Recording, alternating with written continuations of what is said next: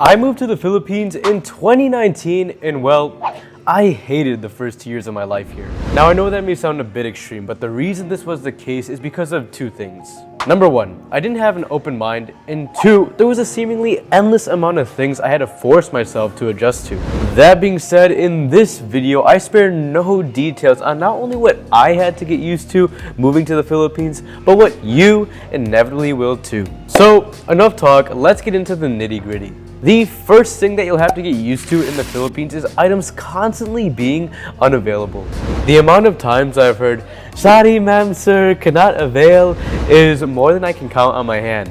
Because whether it be doing your daily grocery shopping or ordering food at a restaurant, there's a common theme that I found in the Philippines. Nothing seems to be available. Alright, let me put it this way. When you go grocery shopping in the US or whatever country you're from, it's routine, right? You head over to your local Costco or Walmart, you know what you need to get, where to get it, what aisle, whatever the case may be, it's a simple in and out. But here in the Philippines, on the other hand, that's not always the case. What may have been completely available for the past 2-3 months unfailingly will all of a sudden be completely out of stock. And then you go to ask the grocery store clerk what happened and they'll simply tell you, "Sorry ma'am sir, out of stock." And same is the case when it comes to ordering at a restaurant. You'll commonly find that many items on the menu will be crossed out simply because it's not available on that particular day. Of all food items, I found that this is the most common when it comes to red meat items like beef or steak. But say you pay a visit to your go-to restaurant and on this occasion, everything is available. It's a good day. But when you go a week later, half of the items on the menu, nope, nada, zip, nothing. What I found with most foreigners coming here to the Philippines is that they're not particularly upset or frustrated that a certain item is not available, but they get disappointed when one particular item on the menu, let's say for example a braised beef dish, is something that they've been constantly wanting to get, but time and time again, whenever they go to that restaurant, it's never available, yet it's still on the menu. And so for me personally, guys, when I first moved here, this was a minor frustration, items not being available on the menu. And I'd always constantly ask myself, why is this always the case? You know us Americans, right? Especially us Chicagoans, we get riled up over the seemingly smallest things. It kind of reminds me of Robert De Niro in that movie Casino, right? Look at yours. What? Look at that. Look at this. There's nothing. Look how many blueberries your muffin has and how many mine has. Yours is falling apart. I have nothing. What are you talking about? It's like everything else in this place. You don't do it yourself, it never gets done. Now at the end of Ace's rant there was one particular thing that really resonated with me deeply after having moved to the Philippines. He said, and I quote, "It's like everything else in this place. If you don't do it yourself, it never gets done." Guys, you have no idea, and I'm not complaining or I'm not being a Grinch when it comes to living in the Philippines. I love this country. But you have no idea how far this hits home when it comes to living in the Philippines. Something that I personally wasn't used to when I first moved here, especially being from the city of Chicago, is that everybody here is so laxed compared to in the US. And don't get me wrong, this is a great thing, but at the same time, it can also be a bad thing. This is a great thing for the majority of you because if you're looking to retire here, spend some time with friends, have a good social life, and just enjoy a nice island lifestyle, then this is perfect for you. But there will be some days, and some of you guys are this case, where you need to get things done on a daily basis, fast. And in that case, if you're that kind of person, an individual, you will inevitably deal with your own little headaches here. Whether it be making plans, doing business with other people, constructing your dream home in the province, if you don't do it yourself, it never gets done. I have a friend, his name is John, also from Chicago, in his 60s, living in Cavite, out in the province, with his wife and kids, and he can totally relate to this. When it came to contracting a construction company to fix certain problems with his home, basic problems, or just the overall development of his house in Cavite, they would take forever. Not only to respond, but also to fix the most simple of things. And he'd constantly hear excuses like, I can't tomorrow because such and such, and there was been unexpected delays. You know the deal. I also think he had a small 12 by 12 foot pool constructed on his property, and that small pool in and of itself took months to complete. So of course, when you do come here and you experience these minor inconveniences, in the case of John, that was a pretty big inconvenience for him, but for you, try to find that balance between making it aware with staff, because at the end of the day, they are a business. Because in all honesty, most of the locals don't bring this up to anybody or any staff because they're so used to these inconveniences. But because of that, at the end of the day, it never gets fixed, right? But also at the same time, you don't want to be bitter, angry, and constantly complaining 24/7. You want to enjoy life in the island, right? So it's safe to say that the Philippines has slightly mellowed me out to where I'm not necessarily used to always having these inconveniences, but more so it gave me the patience to deal with it. Now, moving on to the second thing that you'll have to get used to in the Philippines, that is the small square footage. Alright, this is specifically the case when it comes to living in Manila. To paint the picture for you, there's over 1.8 million people living and working in Manila, and there's only so much space to go around. So just like living in New York with tons of people and very limited real estate, you can imagine that the properties here are overpriced for such small square footage. It's funny because a solid 70%, I'd say, of foreigners living in Manila would tell me that the condos here are like shoeboxes. And I would agree with him. Like, the average US sized kitchen is bigger than most condos in Manila.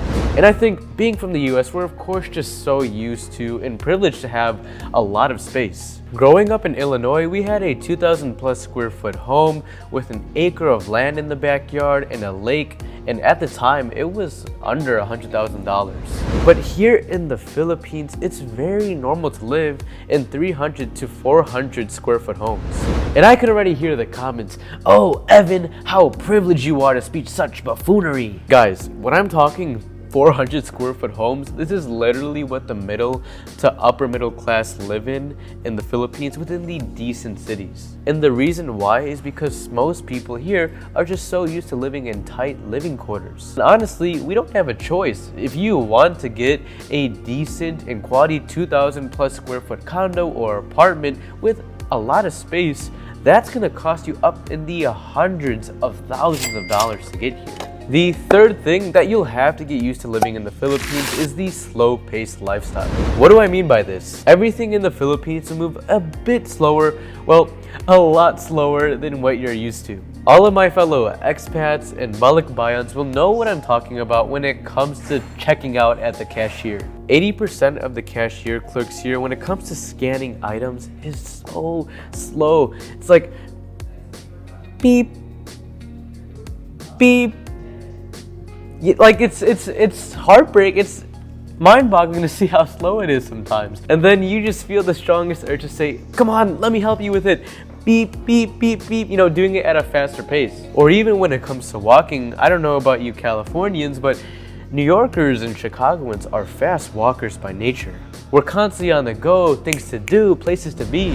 But when I see people walking in the Philippines, it reminds me of that scene in X-Men with Quicksilver. Save time in a bottle. The first thing. It's almost as if time just completely slows down when I see people walking here. Because if you were to slow down the average New Yorker by half the walking speed, even then they'd still be faster than the average local walking in the Philippines. Not to mention everybody, and I mean everybody's on their phone when they're walking here.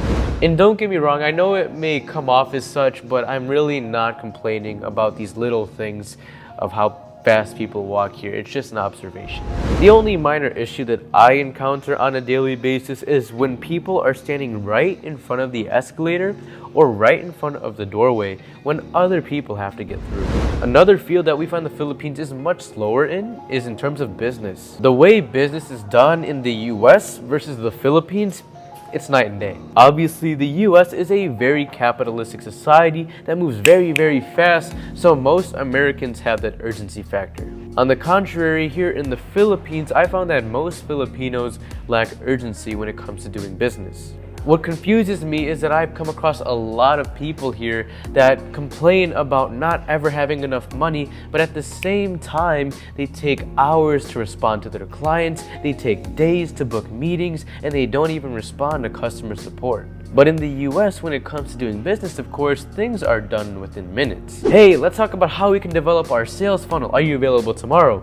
Yes, I'm available tomorrow. I'll see you at 2 p.m. at Panera. Like, these are these simple two-text conversations that are done right away that we see commonly in the West. No time is wasted, no beating around the bush, and things get a roll on. In the Philippines, however, I found that oftentimes business and social life is very mixed. So instead of actually getting some work done and responding to the potential hundreds of unsatisfied customers there are colleagues just talking to one another. So I really don't mean to generalize all business owners and employees in the Philippines. There is still a large demographic of forward-thinking and ambitious people here. But at the same time, for me to say that there isn't a lack of urgency and professionalism within the business landscape here would be a lie. That's why when we go to certain local establishments and businesses in the Philippines, that's when we can tell it's quote-unquote expat ran. But listen guys, at the end of the day, the Philippines has taught me a very valuable lesson. Life isn't just about money and capitalistic ventures. Most of these materialistic successes in life will not even bring you pure fulfillment and happiness. What my friends have shown me is that it's good to slow down and of course to enjoy real human interaction.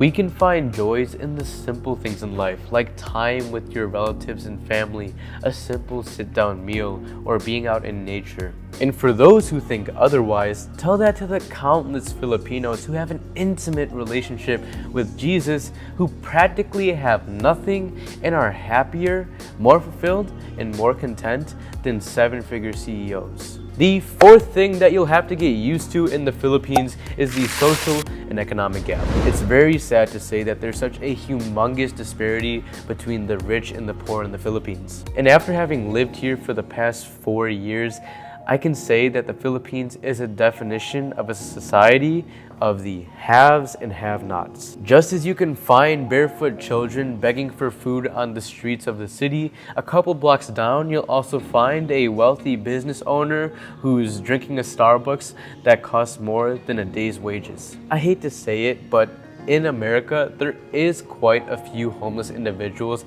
that can do something about their situation. But here in the Philippines, there are people who really work hours upon hours every single day that can genuinely can't climb out of their situation. Be it the job opportunities, the resources available to them, and worst of all, simple discrimination, they really can't get out of their situation. The social gap of simply being a darker complexion, being moreno or morena, and not having nice clothes to wear is enough to get a rejection at a potential job. And so, we do have an initiative to help less fortunate children in the Philippines to help them with their education. More often than not, getting a quality education to eventually become a doctor or an accountant is oftentimes the only ticket out of poverty for the majority of families here.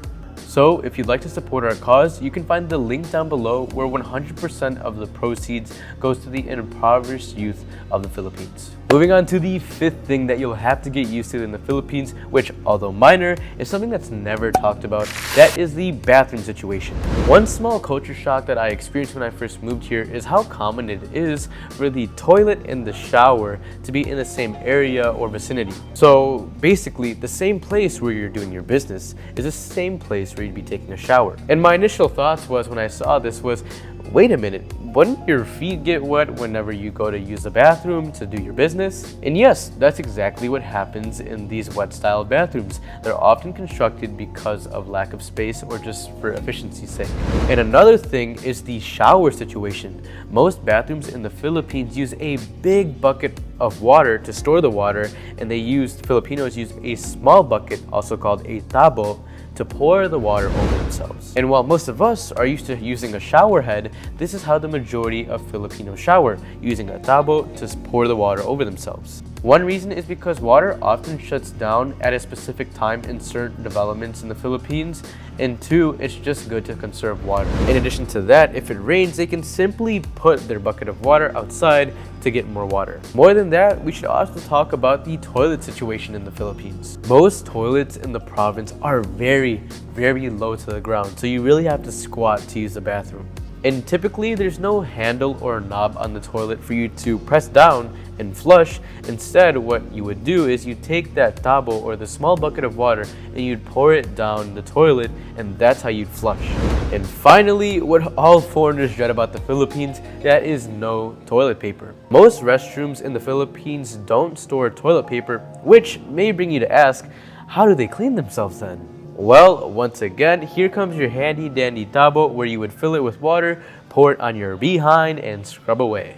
Either that or what's often used is a bidet like in most European countries. And so there you have it, savvy expats. Those are the 5 things that you'll have to get used to living in the Philippines. And I can't believe I'd still have to disclose this at this point, but I am by no means bashing or complaining about the Philippines. Y'all know that I love this country very much, and if that wasn't the case, I would not revolve all of my content around the Philippines. If you enjoyed this video or at least got some value out of it, give your boy a like and subscribe to the channel. And so thank you for watching, Savvy Expats. It was a pleasure, and I'll see you in the next video.